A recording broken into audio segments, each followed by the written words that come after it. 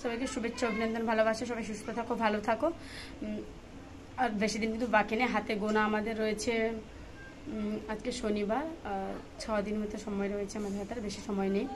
তো এই 6 দিন পরে যে 7 দিনের দিন যে ভোটটা আছে, এটা কিন্তু আমাদের সব থেকে বেশি গুরুত্বপূর্ণ একটা দিন। এর উপর ডিপেন্ডস করবে আমাদের লোকসভাটাকে শাসন করবে বা আমাদের দেশটাকে শাসন করবে। বিশেষ করে আমাদের লোকসভার কেন্দ্রের ক্ষেত্রে বলছি, তাই খুব গুরুত্বপূর্ণ, কেন প্রত্যেকটা মানুষের জীবনে এক একটা ভোট খুব ইম্পর্ট্যান্ট, বিশেষ করে নিজের ভালোর জন্য, নিজের সুস্থ স্বাধীনতা জীবনের জন্য। একটা কথা বলি তাহলে শোনো। আচ্ছা, অনেকে বিজেপিকে ভোট দেবে, জানে অনেকে বিজেপির বন্ধু আছো, যাদেরকে পেটে ভাত না দিলেও তবু কখনো বিজেপি ছাড়া কিছু বুঝবে না। তার কারণটা তোমাদের রাম মন্দির গড়ে দিয়েছে, এটাই তোমাদের গর্ব। আচ্ছা হ্যাঁ, আমাদেরকে একটা রাম মন্দির দিয়ে দিয়েছে আমাদের মোদী সরকার বলেছে। আচ্ছা একটা কথা বলো তো, তোমাদের 10 বছর তো মোদী সরকার ক্ষমতায় ছিল, পেরেছে মোদী সরকার দেশ থেকে মুসলমানকে তাড়াতে? তোমাদের মাথার মধ্যে এটা ঢুকাচ্ছে যে আমরা হিন্দু, ওরা মুসলমান, এখানে হিন্দু রাজত্ব মানে হিন্দু শাসন দেশ করব আমরা, কোনো মুসলমান থাকবে না, এটাই তোমরা বলছো। বা বিজেপিরা মানুষকে ভুল বোঝাচ্ছে। কখনো এটা জিজ্ঞেস করেছো 10 বছর তো ওরা শাসনে আছে, কোথায় মুসলমানকে তো তাড়াতে পারছে না, জীবনেও পারবে না। নরেন্দ্র মোদীর চক্রান্ত প্ল্যানিং একটা আলাদা, মানুষের দ্বন্দ্ব বেঁধে দেওয়া, মানুষের গন্ডগোল বাঁধিয়ে দিয়ে দেবেন, উনি দেশ ছাড়া হয়ে গেছে। এটাই হচ্ছে ওনার লক্ষ্য। আর একটা কথা বলি শোনো, ইনি লোকসভাতে আমাদের এখানে যে দাঁড়িয়েছে, একটা অপদার্থ বিজেপির প্রার্থী, নির্লজ্জ, যে মানুষের স্বার্থে নয়, নিজের স্বার্থে, নিজের ভোগ বিলাসের জন্য আজকে বিজেপির ঝান্ডা, নিজের ভোগ বিলাসের জন্য আজকে মানুষ, কিছু শিক্ষকদের জীবনটাকে শেষ করে দিয়ে, তাদের সংসারটাকে আজকে ভাসিয়ে দিয়ে উনি এখন বিজেপির ঝান্ডা ধরে বসেছেন। আসলে কি বলতো, সত্যটা কোনো চাপা থাকে না। আসলে এবার বুঝতে পারছো যে অভিজিৎ গঙ্গোপাধ্যায় কার কোথায় উঠতো, কার কোথায় বসতো।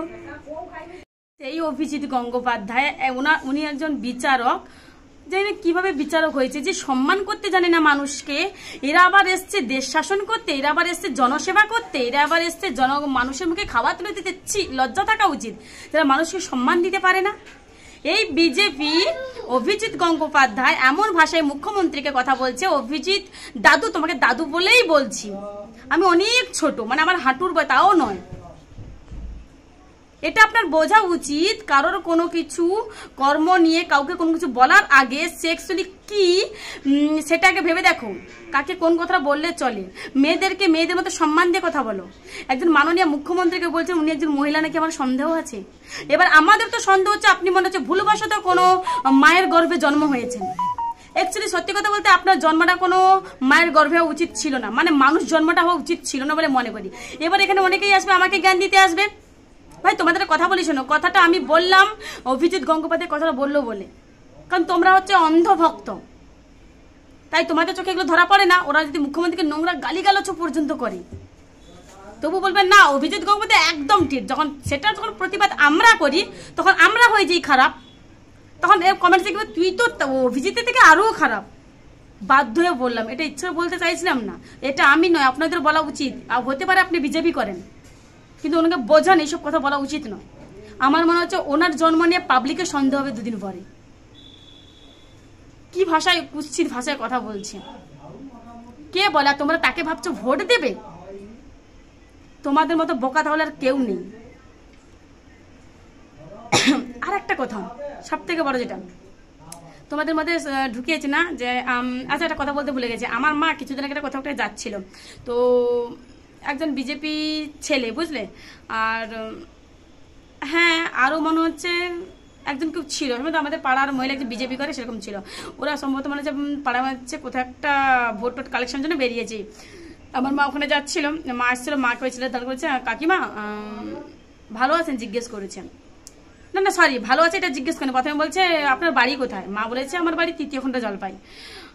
বললো যে তাহলে তো জয় শ্রীরাম। মাকে বলেছে যে কাকিমা তাহলে তো জয় শ্রীরাম বিজেপিকে ভোটটা দেবেন। মা বলছে কেন? যে তার কারণ আমরা হিন্দু শাসন দেশ করব, আমরা হিন্দু শাসন রাজ্য করব। কারণ মুসলমানকে আমরা তাড়াবো দেশ থেকে বলেছে। আমার মা এসে কথা বলছে, এরকম এরকম আমাকে বলছে। আমার মা তখন কিছু বলতে চাইছিল, মা কিছু বলেনি, মা ওখান থেকে চলে এসেছে, ছেলেটা বলেছে। তো তখন আর পাশে যে মহিলাটা ছিল ও আমার মাকে বললো যে তুমি কাকে কি বললে, ও তো মেম্বারের মা বলেছে। তো ছেলেটা ঘুরে ঘুরে চলে যাচ্ছে। একটা কথা বলি ভাই শোন, তোরা যদি এত মুসলমানকে তাড়াবি তাহলে আজকে মুসলমানকে কেন বিজেপিতে যোগ দিচ্ছিস বলতে পারিস?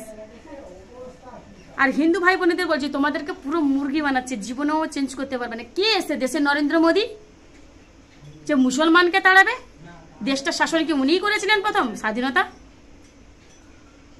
দেশের স্বাধীনতাকে ওনার হাত দিয়ে করা হয়েছিল? ভাবতে অবাক লাগে।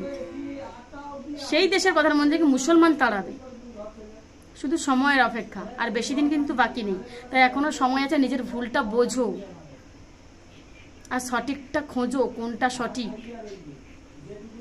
বুঝলে? আশা করি কিছু না হলেও তোমরা বুঝতে পেরেছো আমি কি বললাম। তাই 25শে মে লোকসভা, আমাদের তমলুক লোকসভাবাসীকে সব বলছি, সকাল সকাল যাও, অনলি বিজেপিকে বাদ দিয়ে যাকে পারো তাকে ভোটটা দাও। আমি বলছি না যে তৃণমূল কংগ্রেসকে দাও, বাট ওই বিজেপিকে দেবে না যারা মেয়েদেরকে সম্মান করতে জানে না।